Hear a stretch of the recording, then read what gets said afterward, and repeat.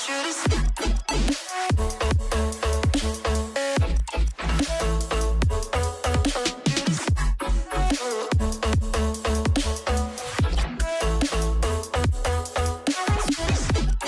saya mulai aja. Mungkin saya perkenalkan diri saya dulu. Nama saya Karen Puspasari. Saat ini saya menjabat sebagai Division Head of Digital Transformation dan juga di Research and Development.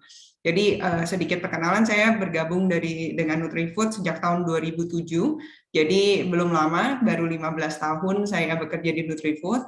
Dan saya, background pendidikan saya S1 dari IPB di jurusan teknologi pangan. Jadi saya bergabung ke Nutrifood pertama di quality control, terus kemudian cukup banyak experience di pabrik kami. Kami punya 3 pabrik, ada yang di Ciawi, ada yang di Cibitung, dan satu lagi ada yang di Sentul.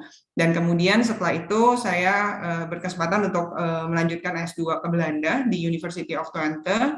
Saya mengambil jurusan Industrial Engineering and Management dengan spesialisasi Production and Logistic Management. Nah, kemudian setelah itu saya kembali ke Nutrifood. Setelah itu saya menjabat sebagai Division Head di Manufacturing, dan kemudian di 2020 saya menjadi diminta oleh CEO kami Pak Mardi untuk menjadi Division Head of Office of Digital Transformation, karena Nutrifood kami percaya dengan perubahan yang ada, dengan semakin mudahnya akses internet, dengan teknologi sensor yang semakin canggih, terus kemudian juga banyak pergeseran mulai dari cara orang belanja yang tadinya offline jadi online, dan itu kita melihat Nutrifood juga kita butuh berubah dan relevan dengan perubahan yang ada. Dan di tahun 2020 juga saya diminta untuk menjadi Head of Research and Development sampai sekarang gitu. Jadi ini kesempatan yang ada ini, saya pengen sharing apa sih yang sebenarnya saya dan Nutrifood kita sudah lakukan untuk bertransformasi secara digital, untuk membangun sebuah digital bisnis, tapi memang kita punya visi tidak menjadi fully online bisnis, tetapi kita mau jadi food company yang bisa enhance bisnisnya menggunakan teknologi, gitu. Nah, untuk teman-teman yang mungkin nanti pengen kenal, pengen tahu lebih jauh, nanti mungkin bisa follow di Instagram saya di Karen_PW, itu ada di name saya. Nah, kemudian tadi kita cerita di sini, saya tahu teman-teman banyak yang mau berwirausaha atau punya keinginan untuk berwirausaha. Ini ada satu cuplikan dari penelitian yang ada. Kalau kita melihat dengan semakin cepatnya perkembangan teknologi yang ada, kita bisa melihat di part teknologi itu, saya keluarin pointernya dulu. Nah, kita lihat nih, teknologi ini yang berkembang paling cepat. Kalau teman-teman sadari juga dengan segala yang ada sekarang, semua bekerja dengan sangat cepat, dengan online, terus terupdate, terus terjadi pengkinian-pengkinian. Kita melihat dari individu, bisnis, public policy yang paling cepat bisa mendekati teknologi itu adalah dari sisi individual. Jadi adalah sisi people-nya. Dan sisi bisnis itu akan mengikuti setelahnya. Kita bisa melihat pentingnya terjadi perubahan yang ada, dan kita harus bisa fail fast dan learn fast. Jadi sekarang ini cepat itu menjadi salah satu yang udah bukan menjadi competitive advantage lagi, tetapi udah menjadi sesuatu yang is a must gitu. Nah, kenapa kita perlu tahu atau perlu mengerti tentang digital transformasi? Saya mengutip suatu definisi di digital transformasi itu adalah permanent change in an organization from internally focused to customer driven. Jadi tadinya kalau misalnya kita lihat dalam suatu organisasi atau dalam suatu bisnis, mungkin banyak fokusnya ke internal, gimana bisnisnya bisa jadi efektif, bisa jadi efisien. Tapi kesini sudah bergeser untuk bagaimana kita bisa melihat fokus kita itu pada customer. Customer punya kebutuhan apa, kita dengan cepat bisa memenuhi kebutuhan customer itu. Nah, kemudian juga mulai dari transaction menjadi engagement. Kalau dulu mungkin kita ngelihat, oh ya udah ini bagaimana caranya kita bisa mendapatkan untung, mendapatkan keuntungan, tetapi sekarang ini itu tidak menjadi yang paling penting. Tetapi bagaimana kita bisa engage dengan customer kita bisa percaya sama kita sehingga mau membeli produk kita. Mungkin teman-teman juga tahu, atau mungkin di sini bahkan teman-teman juga termasuk yang misalnya mungkin menjadi KOL di sosial media, atau mungkin bahkan juga mungkin menjual produknya lewat sosial media. Di situ akan terlihat semakin teman-teman bisa engage dengan customer-nya, semakin customer itu percaya dengan produk yang dijual, semakin mereka mau repeat dan mau pakai. Kemudian berubah juga dari brand jadi experience. Kalau dulu mungkin punya brand yang sangat bagus tuh penting sekali. Tapi kita juga ngelihat sekarang ini ada experience, kenapa banyak sekali kayak pop-up store, terus kemudian juga banyak sekali kayak misalnya kita punya produk-produk di Instagram yang kekinian-kekinian itu menjadi sesuatu yang dicari. Jadi penting nggak kita punya brand yang kuat? Tentu aja penting gitu. Tetapi bagaimana brand dan experience itu bisa menjadi satu, itu menjadi sesuatu hal yang sekarang ini menjadi tantangan tersendiri. Dan kemudian di mana produk sama service itu continually redefined by a customer. Mungkin kalau dulu kita punya research and development menghasilkan suatu produk yang marketing bekerja untuk menjualnya. Tetapi sekarang kita bisa melihat dengan adanya perubahan yang ada, dengan adanya online dan kemudahan untuk mengakses teknologi, dengan adanya YouTube dan sebagainya, customer semakin mengerti apa yang mereka mau, sehingga kita sebagai bisnis atau sebagai organisasi itu juga butuh mengerti customer kita seperti apa dan kita bisa serve seperti apa. Tapi kok kedengarannya ini benar-benar ini ya, maksudnya sesuatu yang nggak ada hubungannya dengan digital transformation atau dengan teknologi sebenarnya. Karena pada akhirnya di saat kita melakukan digital transformasi, ujung-ujungnya yang kita kejar itu adalah bagaimana digital transformation yang dilakukan itu bisa menjawab kebutuhan customer. Sebenarnya itu message yang mau di-deliver, bagaimana kita melakukan suatu digital transformasi di dalam suatu bisnis. Nah, ada 3 prinsip yang penting di sini. Di sini saya tulis ada key principle dari digital transformasi. Mungkin kalau teman-teman mendengar istilah digital transformation, yang pertama kepikiran itu adalah, oh itu IT, oh itu teknologi, oh itu sesuatu yang penting. Tetapi hopefully dari teman-teman yang hari Sabtu-Sabtu, yang mungkin ini waktunya untuk istirahat atau hangout, tetapi saya appreciate banget teman-teman ada di sini, bisa belajar sesuatu yang hopefully ini bisa merubah cara berpikir dari kita semua yang ada di sini, kalau digital transformasi itu bukan tentang teknologi. Karena kalau teman-teman mulai dengan digital transformasi itu adalah tentang teknologi, yang kata kedua yang akan muncul itu pasti mahal. Wah, saya nggak bisa beli teknologinya. Oh, saya nggak bisa bikin teknologinya karena itu susah. Nah, mindset itu saya ingin ditanggalkan dulu, karena sebenarnya kalau kita ngomongin tentang digital transformasi, yang pertama kunci dari digital transformasi itu adalah people. Jadi kalau kita ngomongin digital transformasi, sebenarnya digital transformasi itu adalah satu kesatuan dari people, proses, teknologi, dan pada akhirnya ketiga ini akan menghasilkan data, yang datanya ini bisa menjadi sesuatu yang sangat berguna untuk sustainability bisnis kita. Data inilah tadi yang bisa menghasilkan apa yang customer kita mau. Data inilah yang bisa menunjukkan apa sih sebenarnya yang customer kita sekarang ini mungkin lagi lakukan. Data inilah yang nanti akan menunjukkan bagaimana pergerakan bisnis atau market yang sedang terjadi sekarang ini. Tetapi balik lagi, yang pertama dimulai dari people. Kenapa dari people? Nanti mungkin saya akan ceritakan selanjutnya. Di slide yang sebelumnya tadi teman-teman saya sudah tunjukkan kalau yang bisa mengejar perubahan teknologi yang pertama itu adalah individual atau people. Dari kedua dan selanjutnya baru bisnis dan baru public policy. Nah, saya mengutip dari salah satu almarhum yang cukup terkenal itu Steve Jobs, itu dia bilang gini, it's not a faith in technology, tapi it's a faith in people. Jadi kalau kita melihat, mungkin di sini ada teman-teman yang juga menggunakan produknya Apple, kebetulan juga saya pengguna Apple.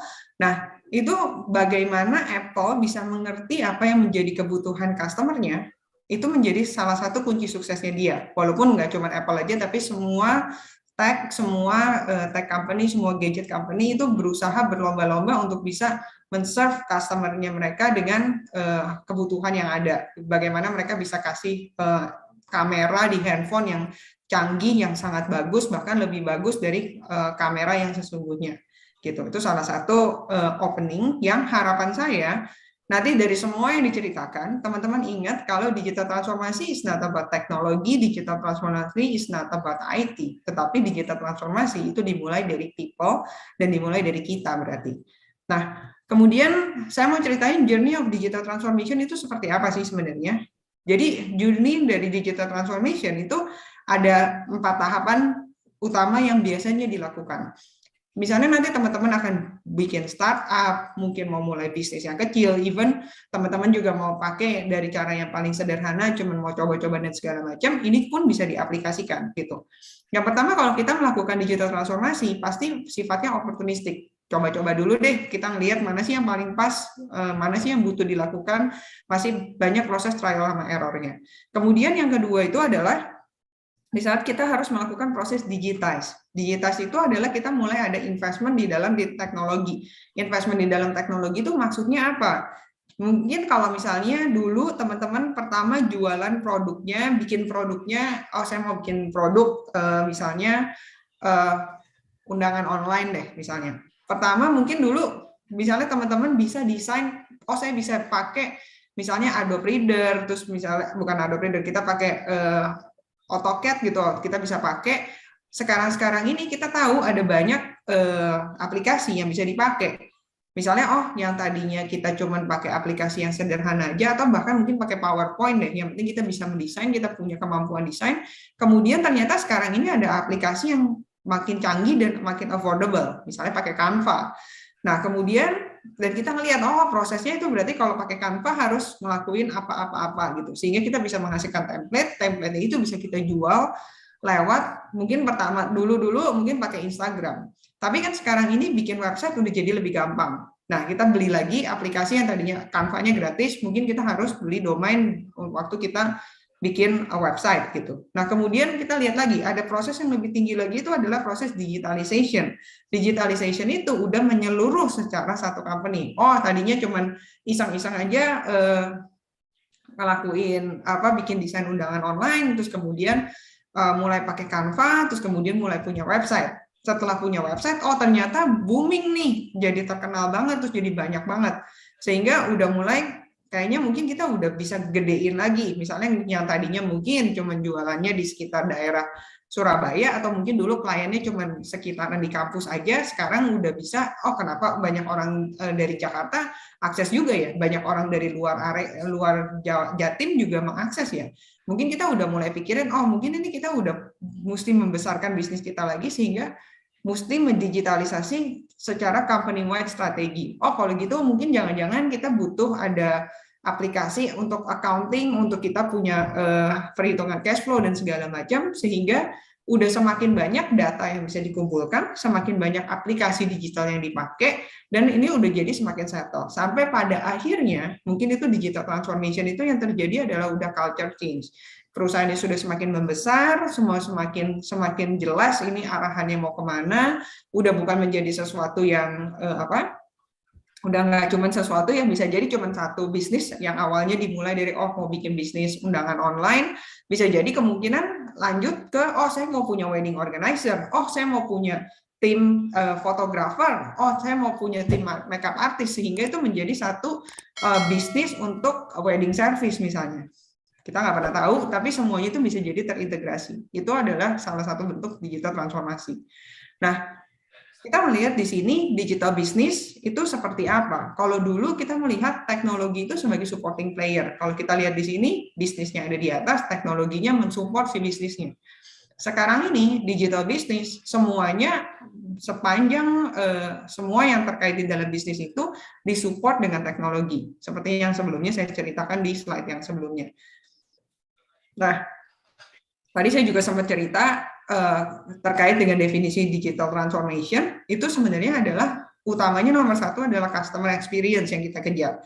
Dari customer experience, kemudian kita menghasilkan produk, terus bagaimana mendistribusikan produk itu, kemudian fulfill melewat digital fulfillment-nya seperti apa, terus kita juga ngelihat, jangan lupa di saat sekarang ini, ada tantangan yang berbeda dari kita punya bisnisnya secara offline dan bisnisnya secara online. Di bisnis secara online mungkin ada banyak hal yang kita mesti pikirin. Kalau aplikasinya ada bugs gimana, kalau aplikasinya ternyata dihack orang seperti apa, kalau aplikasinya down seperti apa. Itu ada risk-risk yang mungkin kita mesti harus pikirin juga, dan kita mungkin punya tim khusus yang memang jadinya harus mensupport atau memikirkan itu. Nah, kemudian juga harus ada kontrolnya nih, apa yang boleh, apa yang nggak boleh, sehingga pada akhirnya ujung-ujungnya bisa kembali lagi untuk mensupport si customer experience dan akan terus berevolusi seperti itu. Nah, kemudian menurut saya ini juga sesuatu yang penting terkait dengan digital mindset.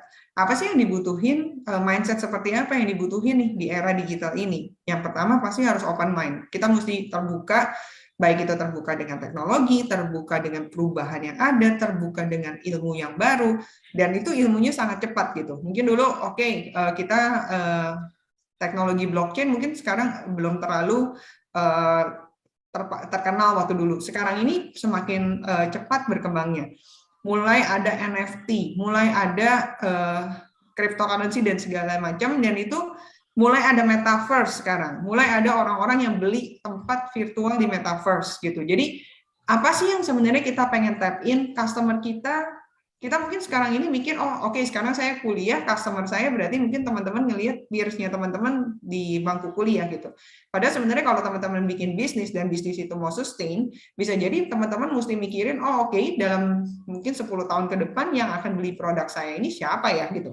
Jangan-jangan mungkin teman-teman nggak cuma mikirin atau harus melihat kita doang nih yang sekarang ini seperti ini, gaya hidupnya seperti apa. Mungkin teman-teman udah mulai mesti memperhatikan keponakannya teman-teman yang mungkin sekarang ini baru umur berapa tahun, itu nanti ke depannya kalau misalnya mereka besar itu akan seperti apa ya? Apakah mereka tetap secara hidupnya jadi sama seperti sekarang, atau mungkin nanti ke depan dengan semakin canggihnya teknologi mungkin mereka sekolah di dalam metaverse misalnya gitu. Nah, itu mungkin pikirannya kita mesti melihat sampai sejauh itu. Kedua, agile. Agile ini bukan terkait dengan fleksibel ya. Kadang-kadang fleksibel itu bisa tanpa batas, berubah-berubah tanpa arah tujuan yang jelas. Tetapi agile itu adalah gesit. Bagaimana caranya kita bisa melihat opportunity, kita bisa tap in sama opportunity itu, tetapi tanpa membuat bisnisnya itu terdisrupsi secara besar. Karena perubahan itu akan tetap selalu ada. Yang ketiga itu adalah adaptif. Bagaimana kita memanfaatkan tadi teknologi digital, kita perlu cepat untuk belajar, kita mau catch up, kita mau bisa pakai itu dan bisa diaplikasikan pastinya ke dalam bisnis kita. Yang keempat, kolaboratif. Menurut saya ini paling penting, karena tidak pernah bisa melakukan digital transformasi, menjalankan digital transformasi sendirian. Di Nutrifood, saya di Office of Digital Transformasi, kami cuma ada 3 orang basically. Ngurusin satu Nutrifood yang total karyawan itu mungkin sekitar 2.500 orang sekarang ini. Bisa dilakukan? Tidak bisa jawabannya kalau cuma dilakukan sendirian bertiga dan itu menjadi tanggung jawab di Office of Digital Transformasi. Tapi apa yang saya lakukan? Saya bersama dengan tim saya bekerja sama dengan teman-teman dari semua divisi, dari teman-teman manajerial, dari teman-teman leader yang ada di area, untuk semuanya kita bergerak bersama-sama bagaimana memikirkan apa yang kita bisa lakukan buat Nutrifood ini.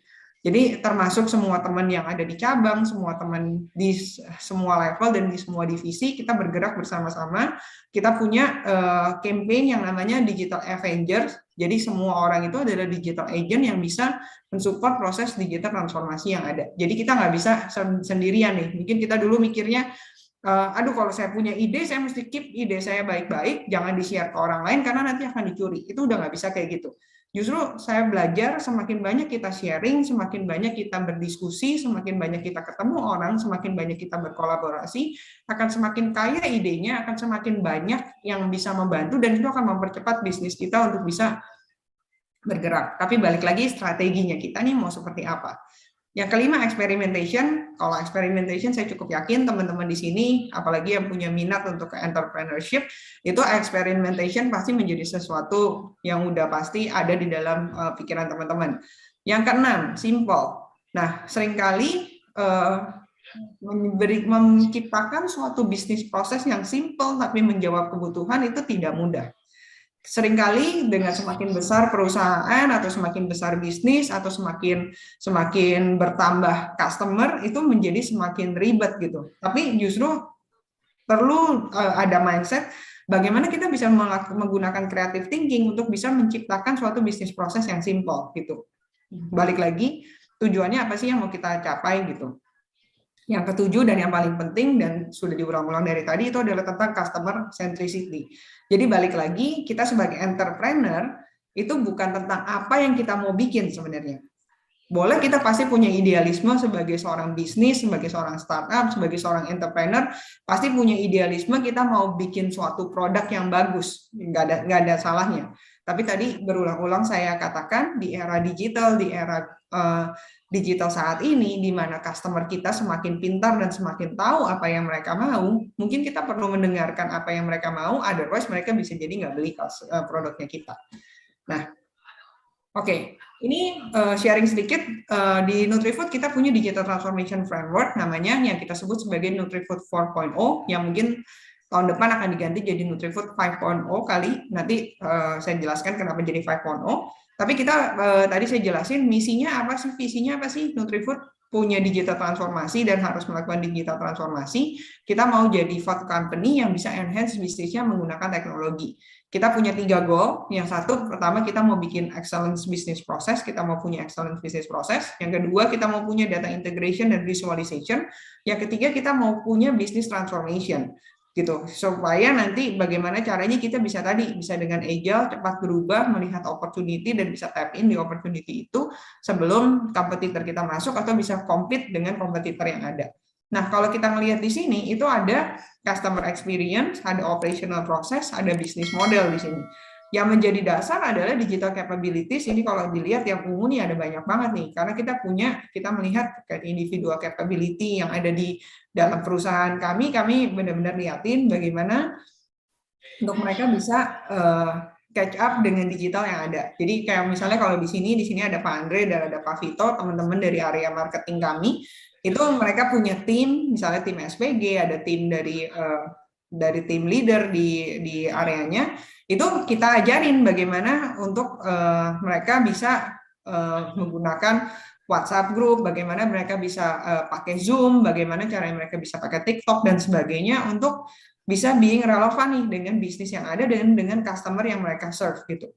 Nah, kemudian juga data science, nanti di belakang mungkin ada sedikit cerita apa yang kita lakukan di data science. Kemudian balik lagi kalau kita ngomongin terkait digital transformasi, dengan banyak ada digitalisasi yang dilakukan, pasti infrastrukturnya sangat penting, memastikan internet, terus wifi, terus security. Nah, itu juga kita perhatikan. Sama butuh ada digital environment yang memang di set up untuk memastikan semua proses yang ada di atasnya itu bisa berjalan dengan baik. Jadi governance-nya gimana, culture-nya seperti apa, leadership-nya seperti apa, mindset-nya seperti apa, ini kita bangun bersama-sama dengan tim dari HR dan dari tim sistem dan tim yang relevan gitu. Nah, tadi mungkin cerita sedikit apa sih sekarang ini yang lagi terjadi di Indonesia sebenarnya.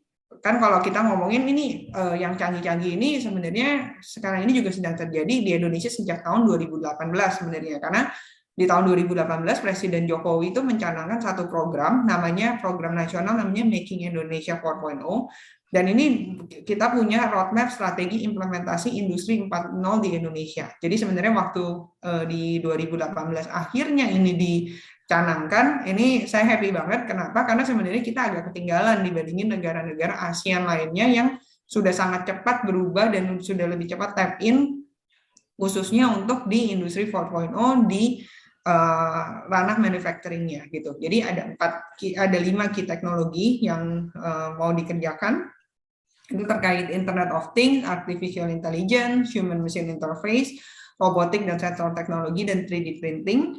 Dan ada 7 sektor, karena ada COVID ada tambahan 2 sektor, sebelumnya dari food and beverage, otomotif, tekstil, elektronik, sama chemical, dan 2 sektor tambahan itu adalah farmasi dan medical device gitu. Dan stakeholder yang ada yang terlibat di sini itu di government, industry player, terus kemudian tech company, research sama education, ini dari Litbang gitu. Jadi harapannya dengan kita bertransformasi di Making Indonesia 4.0 ini itu bisa meningkatkan ekonomi 1-2%, kemudian juga bisa menghasilkan lapangan kerja yang baru. Nah, ini mungkin lebih banyak relevan di manufacturing, tetapi karena saya juga ikut terlibat di Kementerian Perindustrian, di situ juga saya tahu ada dari Kemenkraf juga banyak terlibat juga terkait proses digitalisasi yang ada, kreativitas yang ada itu juga di-embed dengan proses digitalisasi yang ada gitu. Jadi saya cukup melihat pemerintah ini juga cukup align terkait dengan digital transformasi. Itu di kementerian-kementerian juga mereka melakukan transformasi dan juga mereka udah mulai ada alignment-nya gitu. Nah, tadi saya sempat ngomong kenapa sih Nutrifood jangan-jangan udah nggak relevan kita pakai industri 4.0, karena sebenarnya sekarang ini kita udah memasuki era di industri 5.0. Industri 5.0 itu apa sih? Ini udah future-nya itu adalah personalization. Ini masih nyambung dengan dari tadi saya bolak-balik bilang kalau ujung-ujungnya adalah customer centricity gitu. Karena pada akhirnya bagaimana kita bisa merespon kepada customer itu yang akan nanti mensupport bisnis kita. Jadi kalau mungkin fokusnya di industri 4.0 itu adalah bagaimana kita mengotomatisasi, mendigitalisasi suatu misalnya pabrik atau suatu proses, banyak proses robotik di industri 5.0 tadi relevan juga dengan digital transformation. Kalau nomor satunya itu adalah people, di industri 5.0 ini balik relevan lagi, akhirnya para ahli menyadari kalau nggak bisa nih semuanya dijadiin otomatis pakai robot otomatis tuh semuanya jadi artificial intelligence semua. Akhirnya para ahli bisa menyadari kalau sebenarnya tetap butuh ada kolaborasi antara manusia dengan teknologi yang ada. Nah, ini fokusnya apa? Balik lagi di sini nomor satu, again, customer experience. Kedua adalah hyper customization.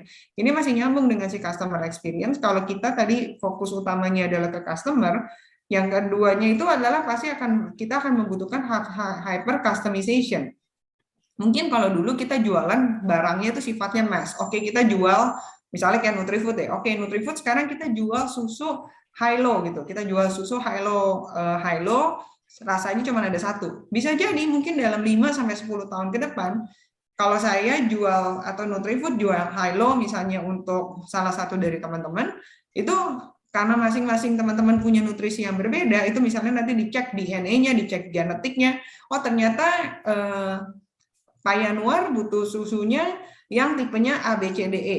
Tapi misalnya Mbak Juli itu butuh susu yang jenisnya misalnya EFDH gitu. Jadi itu sesuatu yang berbeda karena kita melihat kalau kita memang mau mengarah ke customization itu kita akan memberikan spesifik dengan apa yang dibutuhkan sama customer gitu. Nah, kemudian yang pastinya kalau udah fokusnya custom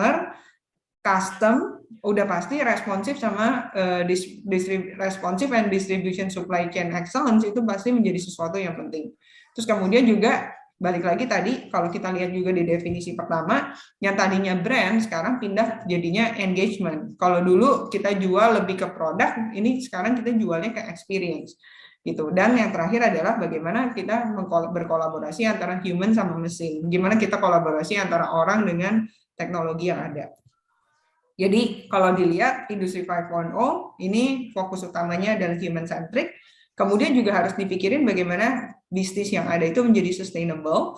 Nggak cuma sustainable secara bisnisnya aja, tetapi bagaimana sih kita aware terhadap planet yang ada, terhadap bumi yang ada nih. Jadi ini juga memasukkan faktor green di dalam sini. Dan ketiga adalah resilient. Resilient itu adalah ya kita punya bisnis yang memang sustain dan itu bisa bertahan lama dan bisa dipercaya gitu. Sehingga menjadi yang tadi suatu yang agile dan adaptable, teknologinya cepat untuk berubah. Paling gampang sebenarnya kalau ngomongin resilient itu adalah tentang Android sama iOS. Kenapa mereka secara berkala itu lakukan keep update OS itu tujuannya adalah supaya memang teknologi yang ada tuh bisa adaptable, jadi softwarenya mereka bisa adaptable dengan aplikasi-aplikasi yang baru yang dibuat dan aplikasi-aplikasi yang baru yang dibuat itu juga harus menyesuaikan dengan OS yang ada, gitu. Teknologi enablernya apa? Blockchain, drone, mungkin nanti ke depannya 5G, ini sudah mulai masuk ke Indonesia juga. Mixed reality, mungkin di sini kalau di sini contohnya mungkin di pabrik itu nanti ada 3D printing, terus bagaimana si mixed reality-nya itu ada 3D desainnya yang bisa dilihat dan bisa disimulasikan tanpa merubah bentuk fisik mesin yang ada.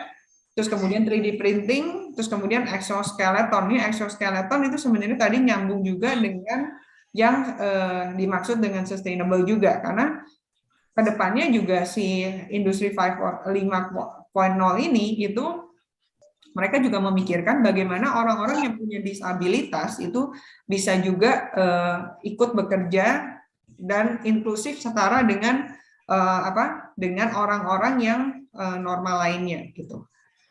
Nah, mungkin di sini banyak video, banyak cerita, aplikasinya kayak apa? Mungkin dari tadi ngelihat, wah ini ada banyak banget yang harus dilakuin, itu memungkinkan atau enggak dilakukan. Nah, ini kita lihat sebenarnya sekarang ini sudah terjadi. Jadi future is now sebenarnya. Jadi lebih cepat dari yang kita pikirin itu benar gitu. Kalau dibandingin dengan 10 tahun yang lalu, 1, 2, 3 tahun ini berjalan dengan sangat cepat dengan perubahan teknologi yang semakin canggih menurut saya.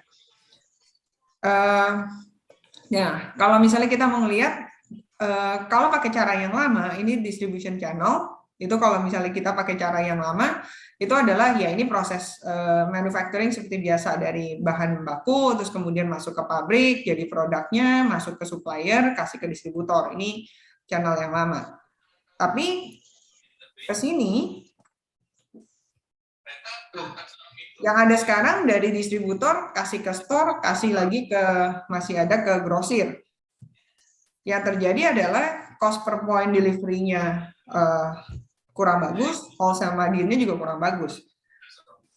Yang terdisrupsi apa nih cara kerja yang lama ini? Itu adalah kalau misalnya ini ajak kepotong, misalnya nih dari distributor bisa langsung ke store, ini misalnya kita pakai sistemnya online, tapi online-nya itu yang misalnya kayak kita tetap pakai distributor, tetapi distributornya itu yang membantu ke store aja itu sudah memotong banyak proses gitu. Apalagi sekarang ini kalau misalnya teman-teman udah pakai online shop, Tokopedia, Shopee dan sebagainya itu betapa cepatnya itu bisa terjadi dari B2C, berarti dari business to customer itu bisa berjalan dengan cepat karena udah tinggal memanfaatkan si kurir yang menjadi critical playernya di sini udah bisa langsung ke customer, itu berapa banyak margin yang bisa save, cost yang bisa kepotong terkait dengan proses supply chain yang terpotong itu. Nah, ada lagi yang lain itu adalah GrabMart. Contohnya si Grab yang tadinya dia transportasi online, dia menyasar juga nih, ternyata bisa juga ya kalau misalnya dia pakai instant retail. Jadi dia menjanjikan gimana untuk bisa dapat kita pesan dalam 60 menit itu bisa diterima barangnya, jadi kecepatan yang dijual. Terus kemudian dia juga pakai networknya, dia pakai si sopir Grab dan sopir-sopir yang Grab Ride atau Grab Car-nya untuk mereka misalnya, mereka pertama mereka nganter, terus setelah itu bisa jadi waktu mereka beli, misalnya mereka datang ke satu mall, di satu mall itu juga terkoneksi kalau ternyata dia mesti beli ada pesanan GrabFood, tapi ada pesanan retail juga, jangan-jangan itu bisa dikombinasikan, dia sambil nunggu GrabFood-nya, dia sambil belanja, habis itu diantarnya bisa sekalian. Ada banyak sekali yang bisa dioptimasi dengan online service yang ada ini gitu. Nah, kemudian kedepannya akan jadi kayak apa? Dan next omnichannel itu bisa jadi ya memang tokonya itu tidak akan mati, tetapi akan di-reimagine. Kalau kita ngelihat dulu kalau misalnya kita belanja offline, sekarang ini misalnya kita datang ke toko, ini menjadi lebih fungsional gitu. Gimana caranya bisa, mungkin kalau dulu harus ngantri ke kasir, sekarang bisa langsung bayar online, atau misalnya bayarnya langsung tinggal scan-scan, kita bisa bayar sendiri self-service gitu, jadi nggak ada tunggu-tungguan. Atau kemudian misalnya kita cari informasi, jadinya lebih gampang, kita udah bisa cek-cek dulu di rumah, apalagi dengan sekarang COVID, itu mungkin orang membatasi proses datang ke toko atau mobilisasi itu jadinya terbatas, mungkin either dia dari online udah bisa cek barangnya apa aja terus langsung beli, atau ya dia datang ke toko, karena kadang-kadang ada, kalau misalnya kayak saya, misalnya kayak saya beli sepatu atau misalnya saya beli baju, saya lebih nyaman untuk datang ke toko, tetap cobain, terus baru beli gitu. Tapi ada juga orang-orang yang bisa, ya udah sekarang ini kalau misalnya let's say pakai Zalora, beli aja, cobain di rumah, kalau nggak cocok tinggal bisa diratur gitu. Itu juga memungkinkan. Jadi ada banyak yang sifatnya ini menjadi semakin fungsional, toko yang besar-besar mungkin sekarang jadi bisa dikecilin, sehingga kalau yang tadinya besar terus dia jadi kecil, otomatis itu secara proses juga jadinya lebih rendah gitu. Nah, kemudian juga online become experiential gitu. Nah, ini juga sama. Karena kalau dulu mungkin kita ngelihat kayak IKEA gitu. IKEA pakai AR application. Ini sebenarnya nggak cuma IKEA aja. Kemarin saya cobain di Blibli juga udah mulai ada. Jadi misalnya beli barang apa, terus nanti kita foto, terus nanti dia bisa pakai AR untuk cocok nggak ya, misalnya sama warna kulit dan segala macam, itu juga udah ada. Nah, ini jadinya lebih fun gitu. Jadi lebih kayak kita bisa ngecek-ngecek dan sebagainya, bisa pilih-pilih di rumah mungkin lebih rileks daripada harus datang ke tokonya terus jadinya buru-buru gitu. Nah, terus kemudian juga sama, ini juga virtual try on, ini juga ada, misalnya dia pakai makeupnya warna apa, dikasih foto, atau misalnya bisa langsung even pakai kamera. Nah, ini saya ada salah satu contoh, misalnya ini mungkin ke depannya, ini ada beberapa. Mungkin kalau kita belanja ke toko, ke depannya, Howdy, thanks for visiting Walmart. I will be your shopping assistant module today, but you can call me Sam for short. Jadi di rumah udah bisa bikin shopping list. Okay, let's get started. I have your shopping list loaded up, and I'm tracking your oil change so I can let you know as soon as it's done.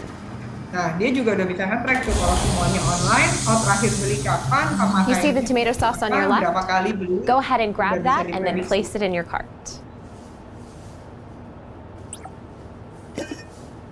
Beli tomato pasta, udah bisa langsung dikasih tahu, ini bisa nanti Great. Looks like you need a good wine pairing. Take a look to your right. Otomatis sudah langsung kecatat di billingnya, nanti tinggal di check out. Your age has already been pre-verified through your profile, so no need to wait for an ID check. Just place the item in your cart whenever you're ready. Nah, ini salah satu contohnya future retail experience, mungkin kedepannya akan jadi seperti ini. Yang lain, misalnya, kalau ini terkait new shopping experience. Ini tadi saya sempat ngomong di industri 5.0, sebenarnya 4.0 juga udah ada, itu terkait dengan IoT. IoT itu sensor teknologi yang sekarang ini kayak Samsung itu dia udah bisa diaplikasi di misalnya kulkas atau di mesin cucinya itu sudah ditambahkan dengan teknologi IoT. Jadi kalau misalnya pakai mesin cuci, kita tinggalin kerja ke kantor, kita tahu mesin cucinya selesainya di jam berapa. Kalau ini tadi kulkas, dia udah bisa tahu nih kalau kita mau apa-apa, beli apa, pakai apa. Nah, itu nanti bisa langsung online ke order, nanti bisa langsung terkirim ke rumah, ke connect ke kartu kredit misalnya, atau ke e-wallet kita gitu. Nah, ini ngomongin tentang new normal of working. Kalau kita bisa virtual, kenapa kita nggak stay virtual? Kalau mungkin 2 tahun ke belakang ini kita udah ngalamin banget COVID, ini udah lebih Maret ini tepat 2 tahun kita anniversary COVID pandemic gitu. Nah, kita melihat ada banyak hal yang terdisrupsi karena COVID ini, dan kalau menurut saya ini suatu blessing in disguise, dalam arti ini memang memaksa kita untuk berubah gitu dengan kondisi yang ada, pakai masker, jaga jarak, tapi nggak cuma itu doang.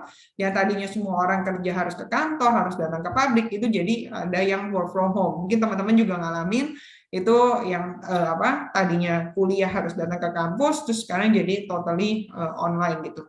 Nah, kedepannya kita melihat ini tren sudah mulai menurun, walaupun masih ada varian turunan dari Omicron, kita melihat udah banyak pembicaraan, ke depannya mungkin akan jadi endemi dan sebagainya.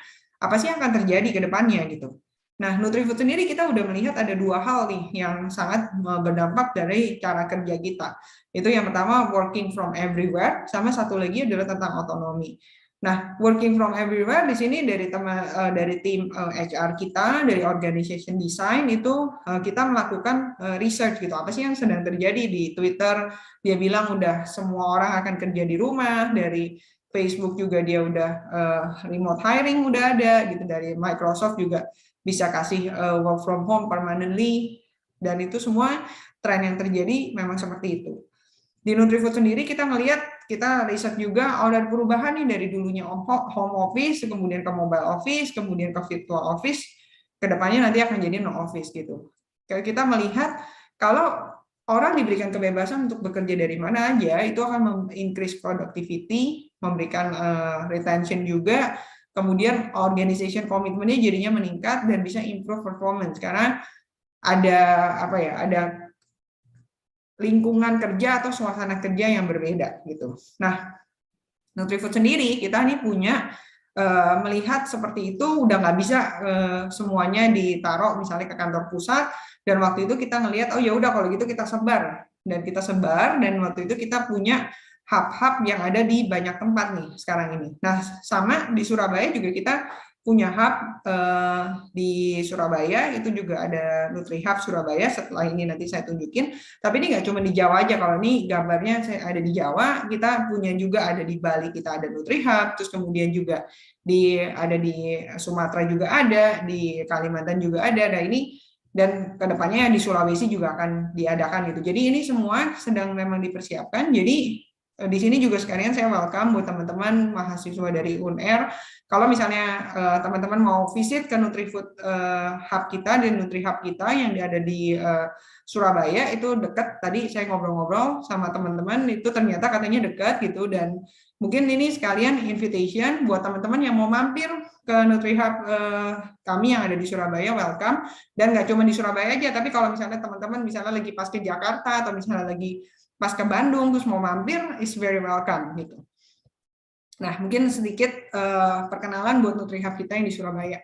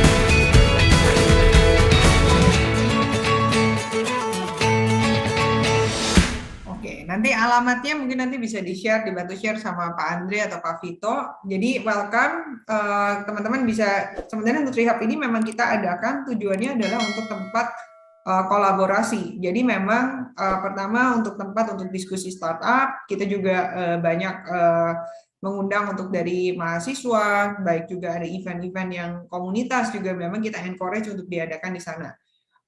Jangan khawatir, maksudnya just enjoy. Ini tempat ini memang kita buka untuk umum supaya teman-teman bisa, harapannya bisa berkolaborasi, mendapatkan network, dan juga bisa mendapatkan ide-ide dari tadi banyak diskusi dengan mungkin orang-orang yang juga startup yang lain atau komunitas-komunitas yang lain yang bisa jadi memunculkan kerjasama yang baru buat bisnis teman-teman ke depannya.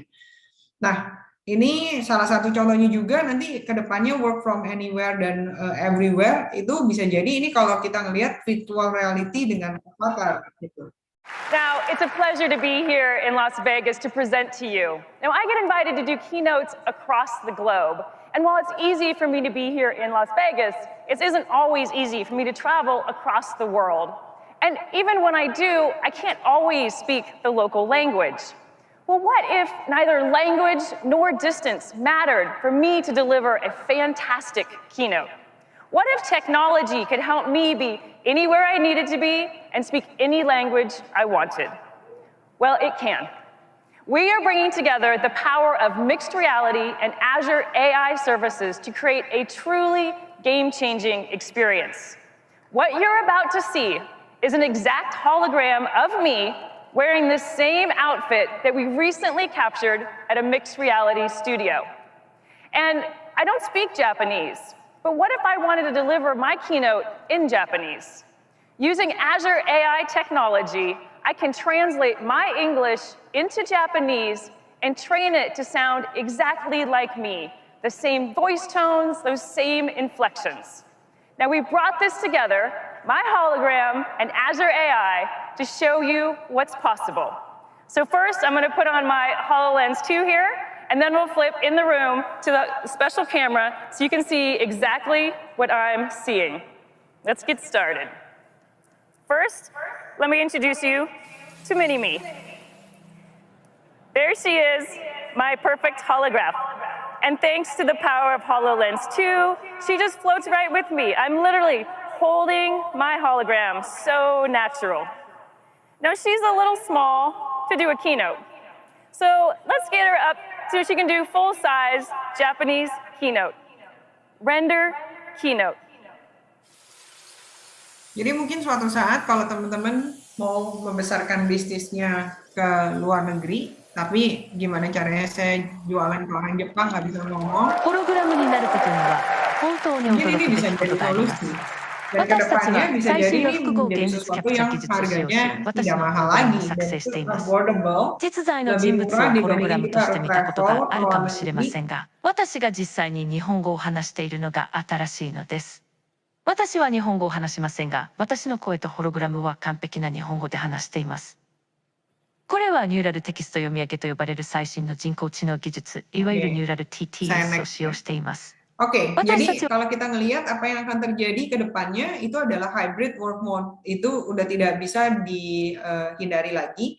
Mungkin juga kita juga ngelihat ada proses-proses transisi yang bisa jadinya mungkin pada akhirnya semua nanti akan kembali offline lagi kalau misalnya pandemi ini udah menjadi endemi. Tapi karena yang baik yang kita sudah dapat dari proses-proses online, mungkin bisa jadi ada hybrid mode yang mungkin bisa dilakukan. Misal, saya mungkin untuk perkuliahan daripada 1 minggu full misalnya datang ke kampus, mungkin kita bisa bikin hari Jumat itu adalah network days atau work from everywhere day atau learn from everywhere day. Itu mungkin bisa jadi kehadiran tatap muka, dan mungkin memang akan selalu ada video streaming di dalam waktu-waktu kuliah, dan itu juga akan memungkinkan kalau itu memang bisa meningkatkan produktivitas dari mahasiswa atau pengajar yang ada. Nah, kemudian yang kedua itu adalah tentang autonomi, bagaimana nih empowered by technology. Sekarang ini secara teknologi Google, Microsoft, dan para big tech company itu mereka memikirkan bagaimana caranya untuk membentuk suatu komunitas yang namanya citizen developer. Mereka menciptakan apa yang disebut sebagai no-code atau low-code, sehingga itu memudahkan orang untuk bisa embrace teknologinya, pakai teknologinya, dan itu di-embed dengan kehidupan sehari-hari maupun dalam bisnisnya mereka. Nah, di sini ada the race of citizen developer, ini jadi driver automation. Karena balik lagi tadi kalau kita kembalikan lagi ke digital transformation itu adalah tentang people, proses, sama teknologi. Di saat satu people-nya itu sudah mengerti apa yang mereka harus lakukan. Kedua itu adalah bagaimana kita bisa melihat atau bisa mendesain bisnis proses yang sesuai dan efektif. Setelah itu part teknologinya kita sudah ada aplikasi atau teknologi-teknologi yang memungkinkan kita untuk membuat itu secara sendiri tanpa harus ada third party. Itu juga memungkinkan gitu. Jadi ada non IT yang bisa membuat aplikasi sekarang ini. Nah, kemudian ini data science. Tadi sempat singgung juga apa sih yang dilakukan sama data science. Kita di Nutrifood kita juga punya tim data science yang kita salah satu contohnya kita menggunakan eye tracker. Jadi kita menggunakan eye tracker itu ada satu alat yang itu bisa melihat gerakan mata kita itu kalau misalnya let's say kita lagi pakai website itu biasanya ke fokus-fokusnya kita tuh kemana sih, apa sih yang akan diklik, terus itu ngekliknya apa yang diklik dulu, misalnya klik itemnya, terus baru apakah ada filternya dari misalnya dari harga termurah ke harga termahal, atau filternya misalnya ngelihat dari areanya dulu gitu. Nah dari situ ada tracking yang bisa dilakukan sehingga kita bisa again mempelajari customer kita itu behavior-nya seperti apa sih, dan kita bisa mendesainkan misalnya UI UX-nya itu sesuai dengan behavior dari customer yang ada gitu. Juga kita pakai eye tracker untuk melihat iklan kita. Kita melihat salah satu iklan yang waktu itu kita pernah teskan itu adalah iklan Nutrisari. Kita lihat dari iklan yang ada customer itu ngelihatnya tuh ke titik mana aja sih, point of interest apa sih yang dilihat sama customer di dalam suatu iklan gitu. Bahkan kalau kita lihat di YouTube itu ada iklan dari Nike itu yang dibikin sepenuhnya semua dari mesin atau by artificial intelligence berdasarkan risetnya mereka terhadap behavior customer waktu melihat iklan itu seperti apa, dan iklan itu sebenarnya jadi sangat clean, jadi sangat simple dan mudah untuk langsung dipahami message yang mau dipakai itu apa, yang mau disampaikan itu apa gitu. Nah ini juga saya share beberapa contoh riset-riset data science yang dilakukan. melakukan probabilitas kesamaan packaging, kemudian juga untuk element of the year itu kita juga seleksinya juga udah ada algoritma, termasuk rekrutmen di kurikulum vitae kita juga ini ada algoritma yang kita sudah gunakan untuk rekrutmen di tempat Nutrifood. Ini salah satu contohnya kita mau predik untuk rekrut orang berdasarkan face recognition sama voice recognition juga. Gitu. Nah ini kemudian ini beberapa di slide project yang basic project yang kita sudah mulai kerjakan kerjasama dengan waktu itu dengan mahasiswa dari Universitas Indonesia. Monggo kalau dari UNIR mungkin ada misalnya dari tim statistik atau tim computer science atau dari tim terkait yang sebenarnya juga punya research terkait dengan ini bisa kontak ke Nutrifood untuk kita mungkin bisa develop kolaborasi kerjasama bareng. Nah, jadi ke depannya kita kerjanya seperti apa? Kita kerjakan tadi human dan robot dan AI itu akan menjadi super team gitu. Human itu bisa memberikan work of value, sedangkan untuk robot sama AI itu bisa mengerjakan pekerjaan-pekerjaan yang sifatnya rutin, repetitif, itu bisa dikerjakan atau digantikan dengan robot dan AI, tapi pada akhirnya akan terkolaborasi gitu. Nah, future leader harus bisa nih. Saya percaya teman-teman yang ada di sini yang punya keinginan untuk punya bisnis, menjadi seorang entrepreneur, pasti akan menjadi leader untuk bisnisnya, mungkin harus bisa melihat what is the good balance di dalam tim yang akan teman-teman rekrut gitu. Kemudian untuk robotic process automation, tadi di sini kan dikasih tahu kalau untuk pekerjaan-pekerjaan yang sifatnya rutin, mundane, sama repetitif itu kita bisa menggunakan robot. Ini juga kita sudah lakukan di Nutrifood, kita punya robotic process automation, jadi pekerjaan administrasi yang sifatnya repetitif.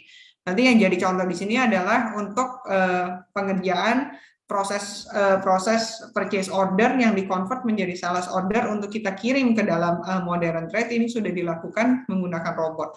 Robotnya jangan dibayangin ada robot yang lagi kerja, tapi ini sebenarnya adalah script komputer yang sudah terpad gitu, ini flow-nya kemana aja, sehingga itu bisa mengotomasi proses yang tadinya dikerjakan sama manusia dan sekarang dikerjakan oleh robot atau komputer tadi. Mungkin ini ada bayangannya.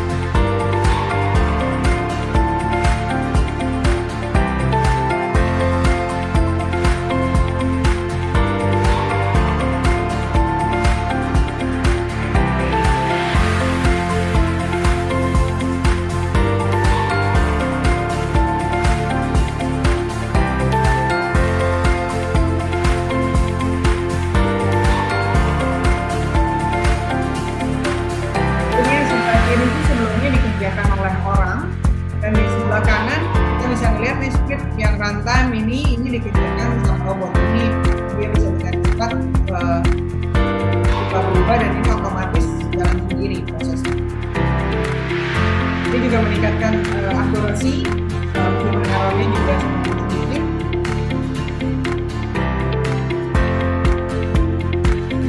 Dan ini teknologinya nggak mahal. Ini saya nggak tahu misalnya nanti ke depannya teman-teman punya bisnis yang ternyata butuh ada automation, mungkin ini bisa dilakukan gitu untuknya si robotic process automation. Kita pakainya UiPath. Nah kemudian, nah ini juga tadi new colleagues itu bisa jadi artificial humans gitu. Apa sih artificial human? Buat yang suka. 안녕하십니까? 고객님의 좋은 친구 신한은행입니다. 방문해 주셔서 대단히 감사합니다. 원하시는 서비스를 말씀해 주시면 안내해 드리겠습니다. 획을 말씀해 주시면 빠르게 시뮬레이션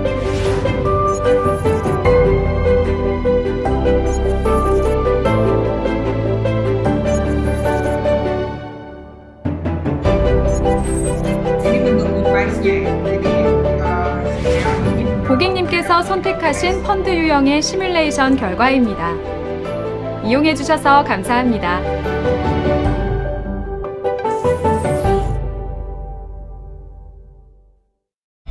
Sebenarnya ini sebagai artificial human. Artificial human. It's a little bit different from an AI. I was computationally created based on how real humans look and behave. Every neon has a unique personality, emotion, and intelligence. I'll help you find your style. I'll let you know what's happening around you. I'll guide your journey. I'll help you find your inner peace. I'll be someone you'll share your idea with. My dream is to help humans become even more human than ever before. Tagline mereka more human than ever before. Jadi dengan dia bisa pahamin kebutuhan customer needs-nya itu seperti apa. Nah, ini cerita sedikit terkait dengan Digital Factory. Mungkin ini slide terakhir saya. Ini terkait dengan Indie 4.0 tadi di tahun 2018 dari pemerintah Presiden Jokowi melaunch Making Indonesia 4.0 dari Kementerian Perindustrian itu punya Indonesia Readiness Index, Indonesia Industri 4.0 Readiness Index atau Indie 4.0. Ini assessment yang dinilai dari sisi orang budaya, produk layanan, teknologi, operasi pabrik, dan manajemen dan organisasi. Itu di tahun 2020, Nutriford mendapatkan award di Indie 4.0 dengan proses digital transformasi yang kami lakukan. Itu ada perubahan signifikan dari tahun 2019 ke tahun 2020 itu dari sisi manajemen dan organisasi, orang dan budaya dan teknologi gitu. Jadi sebenarnya ini kalau dilihat part ini itu perubahan yang terjadi itu memang again saya mau emphasize kalau digital transformasi itu memang kunci utamanya itu memang di orang dan budaya dan manajemen organisasi. Jadi ini di people dan proses sebenarnya dan teknologinya itu akan mengikuti pada akhirnya gitu. Nah, ini mungkin share sedikit apa yang dilakukan atau transformasi digital apa sih yang dilakukan di pabrik kami, bisa dilihat videonya.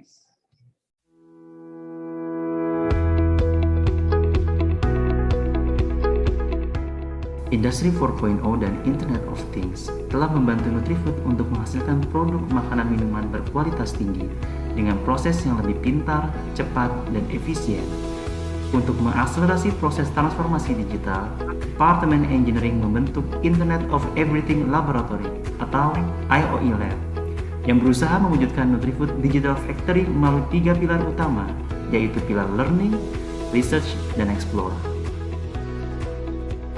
Learning adalah pilar yang berfungsi untuk meningkatkan kemampuan dasar teoretik. Dengan adanya IoE Lab, para engineers terfasilitasi untuk dapat belajar hal-hal baru di mana saja dan kapan saja. Research adalah pilar yang berfungsi untuk mengembangkan dan mengimplementasikan teknologi baru yang dapat memecahkan permasalahan yang ada. IoE Lab berperan untuk dapat memfasilitasi penyediaan sumber daya manusia serta alat-alat khusus yang diperlukan. Fokus Research IoE Lab adalah pengembangan Internet of Things seperti sistem identifikasi yang berbasis RFID, fingerprint, dan face recognition. Selain itu, IoE Lab juga berfokus untuk mempermudah kerja tim engineering melalui penyediaan mobile technical support serta visualisasi data agar proses perbaikan dapat lebih cepat. Kita juga udah pakai AR. Explore adalah pilar untuk membuka wawasan baru sebagai cikal bakal teknologi yang berpotensi untuk diaplikasikan oleh para engineers. Kami melakukan explore di bidang automation and robotics untuk meningkatkan produktivitas, virtual planter untuk memperkenalkan plan Nutrifood secara digital, art programming untuk mempercepat pengolahan data, serta building automation system sebagai alat kontrol dan monitor mesin utility secara terpusat. Melalui IoE Lab, kami bertekad untuk meningkatkan kualitas sumber daya para engineers dan proses operasional dalam proses maintenance serta perbaikan mesin. Nutrifood Internet of Everything Lab, where intelligence begins. Oke. Ini slide terakhir saya. Jadi untuk building business in digital era, itu memang kita bisa embrace konsep dari digital transformation, digital mindset, dan digital leadership. Kemudian kita perlu explore new business model setelah kita berhasil bertransformasi secara digital untuk put customer experience at the center of digital strateginya. Kemudian bisa pakai teknologi pada akhirnya untuk cut cost, untuk memperoleh data, untuk provide better customer experience gitu. Tapi bisa fokus juga di competitive advantage yang bisa diberikan dari teknologi yang kita adopt tersebut. Demikian presentasi dari saya. Terima kasih.